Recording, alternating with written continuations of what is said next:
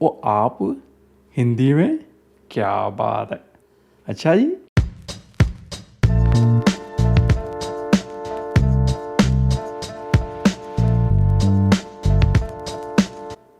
भाई और बहनों, स्वागत है आपका एक छोटे से एक्सपेरिमेंट में। एक्सपेरिमेंट इसलिए कि हम कर रहे हैं इस नए चैनल को स्टार्ट, देखने के लिए कि ऑडियंस का रिस्पॉन्स कैसा आता है। 1 महीने में 15 वीडियोस का टारगेट रखा है।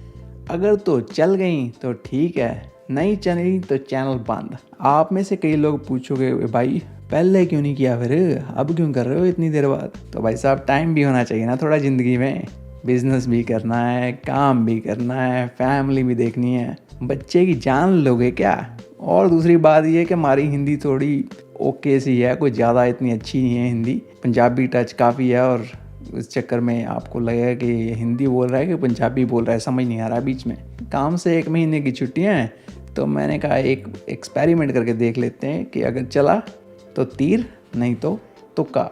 यही पंजाबी की कहावत है वैसे तो कई लोगों ने आप में से सुनी होगी। तो आज की वीडियो का टॉपिक, पहले महीने के खर्चे ऑस्ट्रेलिया में। जब आप ऑस्ट्रेलिया में आओगे, पहले महीने का बजट क्या होना चाहिए इंटरनेशनल स्टूडेंट के लिए। तो शुरू से शुरू पहला खर्चा आपका उतरते ही शुरू हो जाएगा। जब आप एयरपोर्ट पे उतरोगे तो आपको घर जाने के लिए कोई ना कोई राइड तो चाहिए होगी। अगर आपको सबसे सस्ता, बढ़िया, टिकाऊ सिस्टम चाहिए तो मेरे हिसाब से भाई लोगों, उठाओ फ़ोन और मैसेज करो अपनी यूनिवर्सिटी को।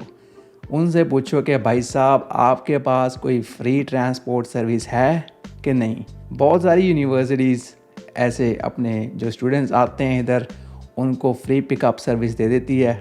तो आप उनको एक मैसेज छोड़ दो, ईमेल कर दो कि है तो ठीक है। अगर है तो सबसे बढ़िया बात, क्योंकि आपके बच गए पैसे। आपको उनको बताना पड़ेगा ऑब्वियसली कि किस टाइम पे उतर रहे हो, कौन से एयरपोर्ट पे उतर रहे हो, कौन सी एयरलाइन से आ रहे हो।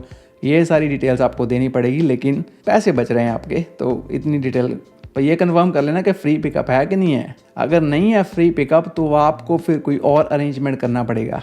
मेरे हिसाब से तो पब्लिक ट्रांसपोर्ट अगर ना यूज़ करो तो बेहतर है, क्योंकि इतने बड़े बड़े बैग लेके आओगे आप, तो इतनी ट्रैवल करके आ रहे होगे ओवरसीज़ से, तो खज्जल खराबी करने की जगह आप बेटर है कि कोई राइड शेयरिंग सर्विस ले लें, जैसे कि उबर, ओला, दीदी। ये काफ़ी पॉपुलर है इधर ऑस्ट्रेलिया में। तो इनमें से कोई भी राइड शेयरिंग सर्विस, मेरे हिसाब से उबर सबसे बेस्ट है, क्योंकि उसका नेटवर्क काफ़ी बड़ा है। और अगर आप उबर करते हो तो आपका एस्टिमेटेड खर्चा डिपेंड करेगा किस टाइम पे उतर रहे हो, कितना दूर जा रहे हो एयरपोर्ट से, पर एस्टिमेटेड खर्चा आपका $50 से $200 के बीच आ सकता है। अभी ये मत करना कि भाई इतना ही खर्चा आएगा, डिपेंड करता है आपका वही डिस्टेंस और टाइमिंग और कितना बिजी है उस टाइम पे, सर्ज जोन में है कि नहीं है, कुछ बहुत सारे फैक्टर्स काउंट होते हैं इसमें।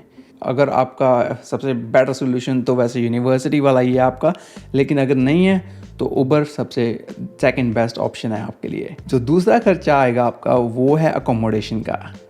अब अकोमोडेशन का खर्चा ये है कि पहले तो मैं ये रेकमेंड करूँगा कि आप टेम्प्रेरी अकोमोडेशन बुक करके आएँ। देखिए, अगर आपका कोई फ्रेंड इधर है, रिलेटिव इधर है, तो बल्ले बल्ले आपकी, कोई टेंशन की बात नहीं है। मतलब थोड़ा सा सेटलमेंट में आपकी आसानी होगी। लेकिन अगर आपके फ्रेंड वगैरह इधर कुछ नहीं है तो आपको कोई ना कोई टेम्प्रेरी अकोमोडेशन पहले से बुक करके आनी चाहिए, कम से कम 1-2 हफ्ते के लिए, ताकि आपको आते ही घर की टेंशन ना मिले, लाइक ढूंढने की स्ट्रेट अवे कि मुझे आज ही घर ढूंढने निकलना है। वैसे भी आजकल घर मिलने ऑस्ट्रेलिया में थोड़े मुश्किल हो रखे हैं, तो बेटर है कि अगर आपको कोई अकोमोडेशन ऐसी मिल रही है टेम्प्रेरी, तो बुक करके आए पहले से। तो टेम्प्रेरी अकोमोडेशन, हॉस्टल, होटल या एयरबीएनबी, इनमें से कोई भी choice depending upon the budget. और ख़र्चे के हिसाब से आपको $30 से $50 पर नाइट का खर्चा आने वाला है इस चीज़ का।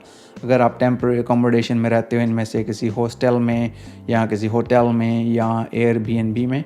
और अगर आपने पहले से परमानेंट अकोमोडेशन के लिए अरेंजमेंट कर रखा है तो भी बढ़िया बात है। जब आओगे तो मोस्ट लाइकली अगर आपने बुकिंग के पैसे नहीं दे रखे, आपको अपनी 1 महीने का रेंट देना पड़ेगा और 1 महीने का यूजुअली बॉन्ड भी देना पड़ता है जब आप परमानेंट अकोमोडेशन में मूव करते हो। तो डिपेंड करता है आपका रेंट कितना है पर वीक, तो उसी हिसाब से आपका बॉन्ड सेम अमाउंट का आपको देना पड़ेगा। खास करके अगर आप शेयरिंग में जा रहे हो तो ये है कि आपका जो हाउसमेट ऑलरेडी उधर रह रहा है वो आपसे बॉन्ड कुछ लेगा ज़रूर। तो कई बार आपका नाम लीज़ पे होता है, कई बार नहीं होता है। बेटर है अगर आपका नाम लीज़ पे हो तो खर्चे के हिसाब से अगर आप शेयरिंग में जा रहे हो तो कम से कम आपको लगेगा $500 से $800 पर महीने का खर्चा, स्पेशली शेयरिंग में। अगर आप 2-3 दोस्तों के साथ शेयर कर रहे हो तो आपको इतना खर्चा तो एस्टिमेटेड पर मंथ आएगा आपका रेंट का। अगर कम से कम मान के चलें आपका $500 महीने का खर्चा है रेंट का, तो आपको $500 और देने पड़ेंगे बॉन्ड के। तो टोटल ये बन गया आपका $1000 सिर्फ आपके पहले महीने का खर्चा अकोमोडेशन का और बॉन्ड का। अब ये खर्चा डिपेंड करेगा कि कैसी सिचुएशन और कैसी अकोमोडेशन में रह रहे हो आप, कितने जने रह रहे हो, शेयरिंग का खर्चा कितना है, तो कई फैक्टर्स पे डिपेंड करेगा। अगर आपके फ्रेंड्स और फैमिली इधर हैं पहले से तो आपका थोड़ा हेडेक कम हो सकता है कि रिलेटिव्स हैं तो हो सकता है वो आपसे रेंट ले ही ना पहले महीने की या कभी भी ना ले। अगर आपके फ्रेंड्स इधर हैं तो उनको आपको पूछना पड़ेगा कितना खर्चा एस्टिमेटेड है हर महीने, तो आप उनसे इस बारे में डिस्कस कर सकते हो। मैं अपने खुद का एक्सपीरियंस बताऊँ तो मेरे पहले महीने का खर्चा रेंट का 0 था, क्योंकि मेरे जो दोस्त थे उन्होंने कहा था कि पहले महीने का खर्चा हम नहीं लेंगे तेरे से, तो that was very nice of them. पर डिपेंड करता है कि हर सिचुएशन क्या है आपके दोस्तों की, या आप सब सिचुएशन मतलब हर बंदे की अपनी की सिचुएशन होती है, तो उस हिसाब से आप देखें कि आपके फ्रेंड्स के साथ रिलेशनशिप कैसे हैं और कैसी उनकी सिचुएशन है। ऐसा एक्सपेक्ट ना करें कि हर बंदा आपको पहला मंथ फ्री दे देगा, तो आपको पहले से डिस्कस करना चाहिए अपने दोस्तों के साथ कि क्या खर्चा आने वाला है रेंट के मामले में। और अगर बॉन्ड है तो बॉन्ड के बारे में भी पूछें। अगला खर्चा आपके आने वाला है आपका पब्लिक ट्रांसपोर्ट का। कुछ ना कुछ घूमोगे फिरोगे पहले महीने में, खास करके आपको देखना पड़ेगा कि यूनिवर्सिटी कहाँ पे है, काम ढूंढना है, ये वो। So public transport best option रहेगी। तो पहली चीज़ आपको चाहिए जो ट्रैवल करने के लिए वो है ट्रांसपोर्ट कार्ड। तो इस ट्रांसपोर्ट कार्ड के बिना तो आप ट्रैवल कर नहीं पाओगे, आपको ये कार्ड तो लेना पड़ेगा। मतलब जैसे इधर मेलबर्न में चलता है माइकी, सिडनी में चलता है ओपल, तो अलग सिटी में अपना कार्ड है तो आपको वो कार्ड बनाना पड़ेगा। उसका खर्चा $5 से $10 के बीच में आएगा। उसके बाद उसको टॉप अप भी करना पड़ेगा, मतलब उसमें कुछ डॉलर भी डालने पड़ेंगे।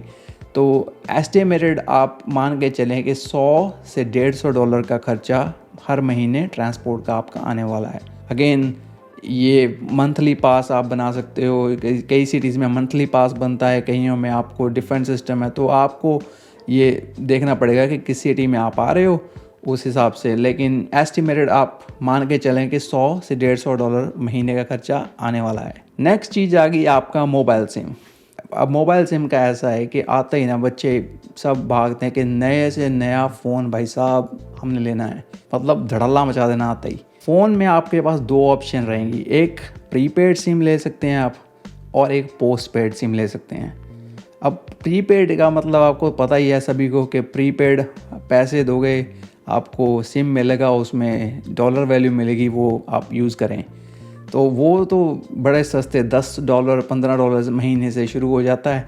तो आप ऐसा कोई सिम ले लें। कई कंपनी है, इधर बूस्ट है, अमेसिम है, लेबारा है, कोगन है, तो इनमें से कोई भी आपको जिसमें इंटरनेशनल कॉलिंग भी मिले उठा लें आप, तो ये थोड़ा आपके लिए सिस्टम सेट रहेगा।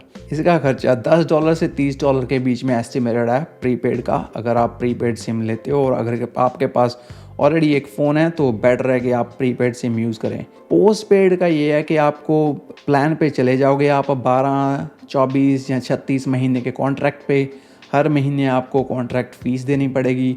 और अगर आप फ़ोन भी नया ले रहे हो तो उसकी एडिशनल फ़ीस लगेगी। अगर आप चाहते हो कि फ़ोन भी नया आए और सिम कार्ड भी हो तो आपको कम से कम $100 से $200 का खर्चा आने वाला है। डिपेंड करता है कि कौन सा फ़ोन उठा रहे हो, कौन सा प्लान उठा रहे हो, उस हिसाब से आपका खर्चा ज़्यादा कम हो सकता है। लेकिन मेरे हिसाब से आते ही ये पंगा मत लेना, पोस्ट पेड अभी रहने देना जब आओगे पहले महीने ही, क्योंकि आपको समझने में थोड़ा टाइम लगेगा।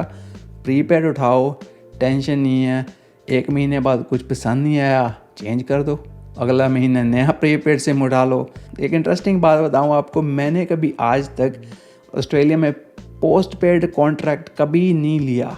मुझे इधर रहते हुए 16 साल से ऊपर टाइम हो गया, लेकिन आज तक हमेशा ही प्रीपेड सिम रखा है, रिचार्ज कराया जब अपनी मर्जी हो। मैं पहले आया था तो मैंने तो रिचार्ज भी बड़ी लेट करवाता था, मतलब पूरा कंजूस मक्खी चूस सिस्टम।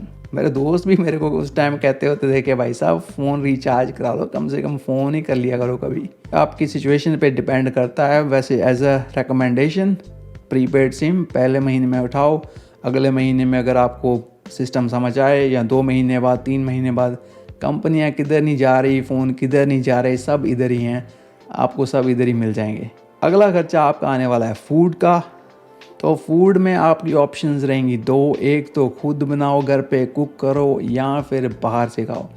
अगर आपकी मम्मी या पापा की तरह बोलूँ तो भाई घर पे ही खाओ, घर से बढ़िया खाना कहीं नहीं मिलेगा। तो अगर तो आप ग्रोसरीज लेके आओगे और बनाओगे खुद का खाना, तो एस्टिमेट करना कम से कम आपका $200 से $300 महीने का खर्चा ग्रोसरी का आने वाला है। इस टाइम थोड़ा इन्फ्लेशन की वजह से भी सब्जियां, दालें सब कुछ महंगा हो रखा है, तो आपका जो खर्चा है वो थोड़ा महंगे वाला सिस्टम में आने वाला है। और अगर आप चाहते हो कि नहीं भाई हमने तो शाही ठाठ अपनाने हैं और बाहर ही खाना है, घर से ही खाना, तो आपको $10 से $15 का खर्चा पर मील आने वाला है बाहर, अगर आप सस्ते से सस्ते रेस्टोरेंट में भी जाते हो। जैसे मैकडॉनल्ड की मील उठाई तो कम से कम $10 तो आने वाली है, मैकडॉनल्ड की मील $10 की। तो ये आप एस्टिमेट कर सकते हो कि एक मील के $10, अगर आपने एक दिन में 2 या 3 बार भी बाहर खाया तो आपको कम से कम $30 से $50 तो खुल ही गए आपके। तो उस हिसाब से तो काफ़ी महंगा पड़ता है खाना बाहर। तो बेटर है घर पे लाओ, घर पे बनाओ, घर पे खाओ। और अगला खर्चा आएगा यूटिलिटीज़ का। यूटिलिटीज़ में आपके आते हैं गैस, इलेक्ट्रिसिटी, इंटरनेट, वाटर। इन खर्चों का ये है कि काफ़ी बार ये खर्चे इंक्लूडेड होते हैं आपके रेंट में। इसलिए सबसे इम्पॉर्टेंट बात तो है कि आप अपने जो लैंडलॉर्ड है, जो आपके फ्रेंड जिनके साथ आप रहने जा रहे हो, उनसे कंफर्म करें कि रेंट में यूटिलिटीज़ इंक्लूडेड हैं कि नहीं। अगर तो हैं वेल एंड गुड, बच गए थोड़े से पैसे। अगर नहीं है तो कम से कम आप एस्टिमेटेड करें, अगर आप शेयरिंग में रह रहे हैं तो $50 से $100 ये भी आपके एडिशनल ऐड हो गए हैं। उसके बाद आ जाता है आपका होम सेटअप।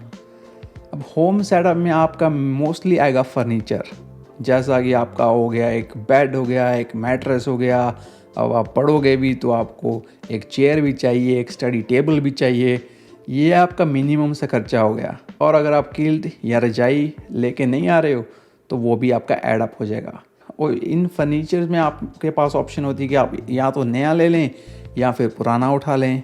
नया लेना है तो मैंने Kmart की वेबसाइट पे चेक किया था अभी थोड़ी देर पहले ही, $400 से $600 का खर्चा आने वाला है अगर आप सब कुछ ब्रांड न्यू उठा रहे हो। और Kmart इसलिए बोल रहा हूँ क्योंकि Kmart हर जगह अवेलेबल है। मोस्ट ऑफ द सबर्ब्स में आपके पास कहीं ना कहीं Kmart मिल जाएगा। वैसे तो IKEA भी ऑप्शन है, लेकिन IKEA की लोकेशंस काफ़ी कम है और Kmart काफ़ी ज़्यादा लोकेशंस में आपको मिल जाएगा। तो 400 से 600 बिल्कुल ब्रांड न्यू सामान आपका, ये सब कुछ बीच में आ जाएगा। आपका बेड भी, मैट्रेस भी, टेबल भी, चेयर भी और किल्ट भी सब बीच में आ जाएगा। लेकिन अगर आप चाहते हो कि यार मैंने थोड़े से पैसे बचाने हैं तो आप गम ट्री या फेसबुक मार्केट प्लेस पे जाओ, उधर ढूंढना पड़ेगा लेकिन मिल जाएगा। सेकेंड हैंड लोग काफ़ी बेचते हैं सामान अपना। तो फेसबुक मार्केट प्लेस और गम ट्री, ये 2 वेबसाइट सबसे बेस्ट हैं। डिपेंड करता है अगेन आपकी प्रेफरेंसेस क्या है। और सबसे ज़रूरी बात तो ये है कि अगर आपके परमानेंट अकोमोडेशन आपको मिल चुकी है तो फिर ये सारा सामान उठाने का पंगा लेना। अगर आपका परमानेंट अकोमोडेशन अभी सेट नहीं है तो वेट करें, क्योंकि अगर आपको मूव करना पड़ा और ये सारा सामान उठा के जाना पड़ा तो भाई खर्चे मूविंग के भी पड़ेंगे आपको। तो बेटर रिकमेंडेशन है पहले पक्का करें अपना अकोमोडेशन, उसके बाद ये सारा सामान उठाएं। काफ़ी बार ऐसा होता है स्टूडेंट अकोमोडेशंस में कि पिछला बंदा जो रहता होता है वो छोड़ जाता है अपना सामान या पूछ लेता है आपसे कि लेना है भाई, आप नेगोशिएट कर सकते हो। या फिर स्टूडेंट अकोमोडेशंस टाइप में उधर अवेलेबल होता ही है ये बेसिक सिस्टम। तो लेकिन अगेन कि आपका अरेंजमेंट कैसा है वो डिपेंड करता है, उस हिसाब से आपका खर्चा आने वाला है। अगर आप बिल्कुल नया मान के चलो तो $400 से $600 बजट बना के चलना है इसका। और लास्ट नॉट द लीस्ट, हमारी जो सबसे इम्पॉर्टेंट चीज़ जिसके लिए हम ऑस्ट्रेलिया में आ रहे हैं वो है स्टडी। तो भाई स्टडी के थोड़े से एक्सपेंसेस भी होने वाले हैं। नॉर्मली आप कहोगे कि यार स्टेशनरी तो मैं लेके आ रहा हूँ अपने कंट्री से, तो कोई चक्कर होना नहीं चाहिए, वो बात सही है आपकी। लेकिन बुक्स जब आप इधर आओगे तो बुक्स और स्टडी मटेरियल के खर्चे वो आपको पड़ेंगे, वो हमें एक्चुअली काफ़ी ज़्यादा चुभते हैं। उसकी वजह है कि हम उसके लिए प्लान ही नहीं करते पहले से। तो अगर आप आ रहे हो इधर, आपको नई बुक्स लेनी पड़ेंगी, या ख़ास करके आप यूनिवर्सिटी में आ रहे हो तो अगर तो लाइब्रेरी से मिलती हैं भाई आपकी बुक्स तो वेल एंड गुड, आपके पैसे बच सकते हैं। लेकिन लाइब्रेरी के लिए लिमिटेड टाइम और लिमिटेड क्वांटिटी में वो बुक्स होती हैं, तो हज़ारों बच्चे अप्लाई करते हैं उन बुक्स को लेने के लिए। तो आप अकेले बंदे नहीं हो गए उधर वो बुक्स लेने के लिए। और मेरी तो किस्मत ऐसी थी कि बार बुक मिलनी नहीं है लाइब्रेरी से, जितनी मर्जी कोशिश कर लो, तो हर बारी नई बुक लेनी ही पड़ी हर टर्म में, एक नहीं 3 बुक्स, बिकॉज एक टर्म में आपके 3 सब्जेक्ट आ गए तो तीनों नई बुक्स लेनी पड़ेंगी। तो इसके लिए $50 से $100 पर बुक, ये बजट भी करके आना मेरे हिसाब से कम $200 से $300 का बजट इस चीज़ के लिए भी रख के आना। तो भाइयों और बहनों, अब हम देंगे आपको क्विक समरी जो हमने आपको बता दिया है। इधर हमने लिख रखा है सारे एक्सपेंसेस, तो अभी आपको क्विक समरी देंगे। लेकिन उससे पहले आपने अभी तक लाइक नहीं किया ना वीडियो को और सब्सक्राइब नहीं किया चैनल को, पाप लगने वाला है आपको, समझ गए ना? कर लो जल्दी से सब्सक्राइब। ऐसा कुछ नहीं होता कि पाप लगेगा कि कुछ, ये पता नहीं क्या व्हाट्सएप के मैसेजेस फॉरवर्ड करते रहते हैं लोग कि ये नहीं किया तो पाप लगेगा, वो नहीं किया। लेकिन सब्सक्राइब वाला बटन दबा दो और शेयर भी कर दो तो अपने दोस्तों के साथ जो आने वाले हैं इधर। कुल मिला के आपका देखा जाए जो सारी चीज़ें हमने बताई हैं अभी तक, वो है ride from the airport, accommodation, public transport, mobile SIM card, food, utilities, books, home setup, ये सारे खर्चे मिला के आपको पहले महीने के लिए मेरे हिसाब से $2000 से $3000 का बजट आपको बना के आना चाहिए टोटल। अगर आप 2 साल 3 साल पहले आते तो खर्चा थोड़ा कम होता, क्योंकि इन्फ्लेशन वगैरह का आपको पता ही होगा, हर कंट्री में शोर मचा हुआ है इस टाइम, सारी चीज़ें हर जगह महंगी हो रखी हैं। तो थोड़ा मे बी $500 आपको कम बजट करते। लेकिन आज की डेट में अगर आप आ रहे हो तो इतना बजट तो आप पहले महीने का कम से कम बना के आएँ। अगेन कई फैक्टर पे डिपेंड करेगा कि आपके पहले महीने में खर्चे ज़्यादा हो रहे हैं या कम हो रहे हैं। जैसे कि आपके अगर फ्रेंड्स और रिलेटिव्स इधर रह रहे हैं तो हो सकता है कि आपके थोड़े पैसे बच जाएं, कि आपको एयरपोर्ट से यूनिवर्सिटी फ्री पिकअप दे रही है, या फिर आप प्रीपेड सिम उठा रहे हो, या फिर आपके जो यूटिलिटी बिल्स है वो इंक्लूडेड है रेंट में। तो काफ़ी चीज़ों पे डिपेंड करेगा। लेकिन एस्टिमेटेड आप इतना बजट बना के चलें कि इतना खर्चा आने वाला है जब आप पहले महीने में इधर ऑस्ट्रेलिया में आने वाले हो। अब आपके लिए एक काम है, आप नीचे कमेंट में लिख के बताना कि पहली वीडियो कैसी लगी आपको। अगर आपको पसंद आई तो भी कमेंट लिखना, अगर नहीं आए तो भी लिखना, ताकि हम अगली वीडियो में थोड़ा कुछ नया एक्सपेरिमेंट कर सकें या कुछ और। जैसा कि मैंने बताया कि ये है छोटा सा एक्सपेरिमेंट, अगर चला तो कंटिन्यू करेंगे फ्यूचर में भी, अगर नहीं चला तो फिर ख़त्म। ये अब आप पे डिपेंड करेगा कि आपको कंटेंट कितना पसंद आता है, तो आप कितना शेयर करते हो, कितना लाइक करते हो, उससे मोटिवेशन मिलेगी और उससे यही देखने को मिलेगा कि चैनल का फ्यूचर है या नहीं है। और वो अपना ओवरसीज़ स्टूडेंट ऑस्ट्रेलिया का चैनल ऐसा ही चलता रहेगा, वो इंग्लिश में हर हफ्ते एक वीडियो आती रहेगी, उसमें कोई चेंज नहीं है। अभी के लिए इतना ही, रात के 2 बज रहे हैं इस टाइम, तो साइन आउट करते हैं, मिलते हैं फिर अगली वीडियो में। तब तक के लिए see you in the next one.